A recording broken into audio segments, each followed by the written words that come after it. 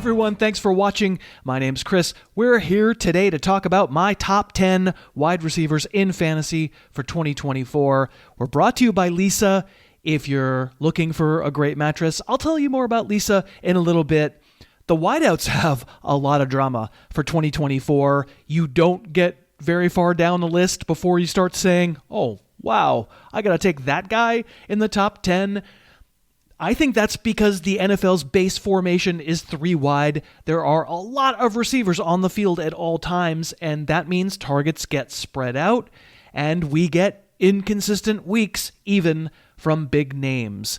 But not with my number 1 wideout, Tyreek Hill of the Dolphins, the fastest and most elusive player in the entire league. Put him with Mike McDaniel calling plays, borderline unfair. You've heard a lot of talk this summer about cheat motion and how it gives receivers even more of an advantage. Yup. And it will continue to do that for Tyreek Hill in 2024. The other receiver we typically see people put at their top spot is my number 2, CeeDee Lamb, another great player. Maybe not quite on the super freak athletic level of Tyreek Hill or some of the other guys I'm going to list in just a moment.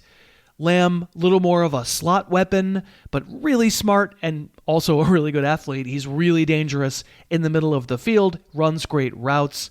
Maybe not quite the breakaway player that Tyreek is, and for me that's the tiebreaker, but Lamb is an easy, risk-free first-round pick. Before I get to the rest of the list, let me thank Lisa, because without them, there'd be no video today. If you've been waking up stiff and sore, if you've been putting off getting a new mattress for a while, I sleep on a Lisa mattress. I have for like 8 years. I absolutely love mine. Of course, not every mattress perfect for every person, which is why Lisa will send you a new mattress and you get to sleep on it for 100 nights. If it's not perfect for you after more than 3 months, get your money back, no questions asked. And they've got a great deal. When you go to lisa.com/Harris, you'll get 25% off and 2 free pillows. If you've been putting this off, if you know it's time for a new mattress, check out lisa.com/Harris, 25% off and 2 free pillows. Thanks again to Lisa for making this video possible.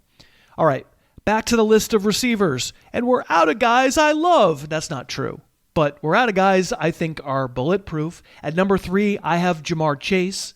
We're probably not going to have a big argument about Jamar Chase's skills. I don't need to show you a lot of specific plays about, wow, this guy's great, he's a freak. But if there's anyone with a more tenuous hold on like the top 6 or 7 spots, it might be Chase, because as of our recording this, Joe Burrow still isn't throwing footballs after his wrist surgery. We have a while. It's early August. We'll check on Burrow in a few weeks. Assuming he's ready to go, Chase will stay number 3 for me, and if he doesn't, he'll probably drop lower. And number 4, here's possibly the best overall receiver in the league, who I would love to rank number 1, is Justin Jefferson. Nobody else has his combo of speed and quickness and size and hands. He's incredible. And he's another one. If he scares you, I get it, because look who's potentially throwing him the ball. Kirk Cousins has left Minnesota for Atlanta, and the Vikings drafted J.J. McCarthy 10th overall. It does not sound like he's ready, which could mean we get weeks of Sam Darnold throwing Jefferson the ball. Now, I saw Jefferson produce boom weeks with Nick Mullins throwing it to him and Josh Dobbs throwing it to him, but I also saw disaster weeks. I want to put Jefferson my number 1. My concession to his quarterback is putting him at number 4, but you'll have to decide yourself because it's risky. At number 5, I have A.J. Brown this year. I think terrific player, kind of a freight train. Honestly, DK Metcalf gets all these props for his size-speed combo. A.J. Brown probably puts his similar athletic gifts to better use. And he just produced a 1,500-yard receiving season. But anyone who had Brown last year knows it didn't end well. For the first 9 weeks of 2023, Brown was fantasy's number 2 wideout behind only Tyreek Hill. He was roasting dudes out there. But when the Eagles' offense went bad, when Jalen Hurts started looking shaky, Brown suffered as much, if not more, than anyone. From week 10 onward, he was fantasy's wide receiver 45. He did not win you a lot of championships. He's great. He's a moose. But clearly, even at number 5, we're starting to feel a little scared. At number 6, I have Amon-Ra St. Brown. He finished only behind Hill and Lamb among fantasy receivers overall last year. He's a very good player. If I have a hint of reservation about St. Brown, it's that he's so slot heavy. And yes, I've been saying that for a couple of years now, and all that dude does is prove me wrong. It's very uncommon for a wideout to post this big a fantasy year with an average depth of target as shallow as 7.8 average yards at the catch. In fact, only one other guy has really ever done it consistently, Wes Welker, in those big years with the Patriots. St. Brown finished second in receiving yards out of 2 tight end formations. He had the most receiving yards on passes thrown short of the sticks. He's kind of a safety valve. Jared Goff likes safety valves, so maybe this incredible level of production and usage continues forever. St. Brown is smart and crafty and good, but the Lions have to stay really committed to this exact usage level. If they find a deep threat, if they throw to the backs more, St. Brown, not going to kill your fantasy team, but his stats might start looking more like a typical slot receiver. All right, here's where things get dicey. Everyone loves the Puka Nacua story from his rookie year. He's my number 7, but I don't feel great about it. I just can't find anyone else that I really trust. Nacua posted the second best fantasy finish for a rookie wideout of the past 15 seasons, surpassed only by Justin Jefferson's rookie year. Nacua is not a burner, but he's very dangerous catching passes in the middle of the field against zone. Honestly, kind of does a Deebo Samuel sort of act. The Rams really aren't handing it off to him that much, but Nakua's not catching it all that much further down the field than St. Brown. And he is a big, strong dude, and he barrels into tacklers, and he keeps going. But if you're worried about Puka, I absolutely get it. He already hurt his knee during training camp, and early in camp is considered week to week. You can argue a lot of the reason for his incredible usage last year was Cooper Kupp's ongoing health problems. If Kupp is 100%, is there a chance he belongs this high in the ranks and not Nacua? Absolutely, but of course, Kupp is 31 now and played a full season twice in his career. I'm drafting Nacua, but after 6 receivers, I am scared. Now, 8, 9, and 10, I'm just going to make people mad. At number 8, I like the way he works it. I have Stefon Diggs in his new digs with the Texans. I know this isn't how other people are ranking. I know it's a minority opinion. I know a lot of people are ranking Nico Collins higher than Diggs. I'm making a bet that Diggs isn't done. After 6 games of 2023, it was Diggs who was fantasy's number 2 receiver behind Hill. Nobody thought he was cooked then. He still looked fast, still looked awesome. He and Josh Allen looked unstoppable, and after that, it was bleak. I was scrounging at film, trying to find out why things turned out so bad for him. Did Diggs get slower? Did he stop getting open, unlike the first 6 games of the season? The fact is, the Bills just threw it to him less. Maybe it was interpersonal stuff that we'll never get to hear about. But when I look at the tape, I do not agree that he looked cooked or washed or bad or old. And in Houston, I love the setup.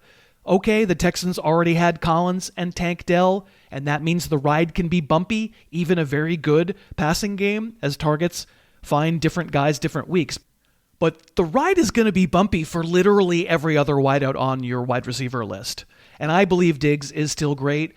Of course, the market has nothing like this kind of rank for him, which means we do not have to take him this high.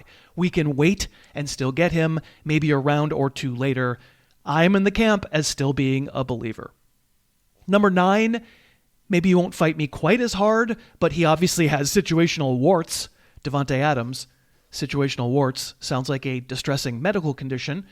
The quarterback's the worry here in Vegas as well. Adams is 32 years old, and he's catching passes from some combo of Gardner Minshew and Aiden O'Connell.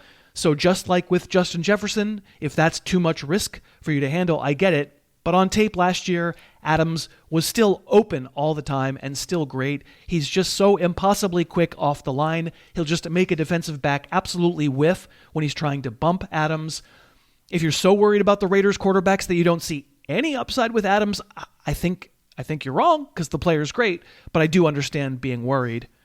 And at number 10, consider it a temporary rank until we find out whether the 49ers deal with his contract. It's Brandon Aiyuk, who as of this recording is still holding in because he wants a new deal. assuming we're actually going to wind up with Aiyuk on the 49ers this year, assuming we don't have to go into fantasy drafts freaking out that Aiyuk is still unhappy and not practicing, then I think he's a worthy guy at number 10. The too many mouths to feed argument, I just don't buy it these days.